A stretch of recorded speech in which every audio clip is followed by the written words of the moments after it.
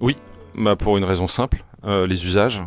L'utilisateur a changé sa façon de consommer. On parle de streaming, etc. Mais au début, on était sur un mode payant. On voit qu'on arrive sur un mode hybride et maintenant un mode gratuit. On voit que les Français sont aussi connectés. 82% des foyers sont connectés, soit via une smart télé, soit via une box, etc. La Fast TV aussi qui a été apparue, il y a 530 chaînes de Fast TV, c'est colossal, dont la moitié sont en français, donc tout ça change complètement les usages.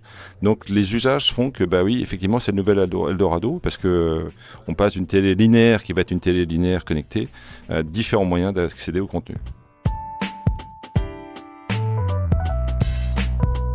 Le protocole OpenRTB a été mis en place il y a un peu plus de 10 ans pour le web, hein, et essentiellement pour les bannières, avec un objectif, c'est de mettre en place un socle commun, un langage commun entre les acheteurs et les vendeurs, et il n'était pas du tout adapté en fait à la télévision, qui apporte des nouveaux signaux, qui apporte une nouvelle façon de consommer, etc. Ne serait-ce que la coupure publicitaire qu'on voit, c'est pas du tout adapté.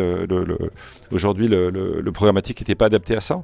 Donc le principal enjeu, c'était de pouvoir codifier les échanges, faire un langage commun entre les acheteurs et les bailleurs. On y est arrivé. L'OpenRTB existe depuis 1 an et demi. Il faut le déployer maintenant, et on voit que les acteurs qui l'ont déployé ont premièrement plus de transparence entre les deux côtés, plus une meilleure expérience utilisateur pour l'utilisateur, parce qu'on ne peut pas avoir 10 fois les mêmes publicités dans une séquence publicitaire. Donc voilà, c'était l'enjeu principal. On a apporté de la confiance, de la transparence, et ça va se déployer petit à petit. Vous allez voir que le programmatique sera le premier partenaire des chaînes télévision, des chaînes connectées, on va dire, dans les mois et les années qui viennent.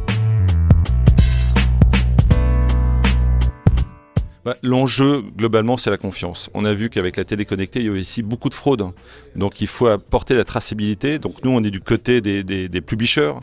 Il faut effectivement garantir que, bah, effectivement, pour un annonceur, il est bien diffusé sur un outil via un réseau, un canal, etc. Donc, l'enjeu, c'est la confiance.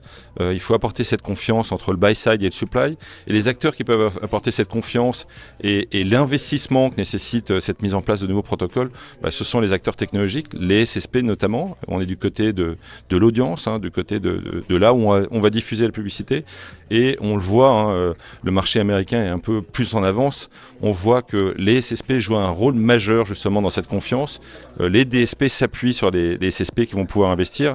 Et il y a un autre enjeu qui arrive avec et un autre investissement majeur qui va arriver, c'est la fin des cookies. Donc les deux liés, on a besoin d'acteurs comme Index qui sont forts, qui sont prêts à investir, et on ne peut pas investir sur des petits périmètres. On investit parce que le retour sur investissement est important. Donc pour nous, le cercle vertueux, c'est apporter cette confiance pour que les annonceurs annoncent et investissent plus sur la télé connectée.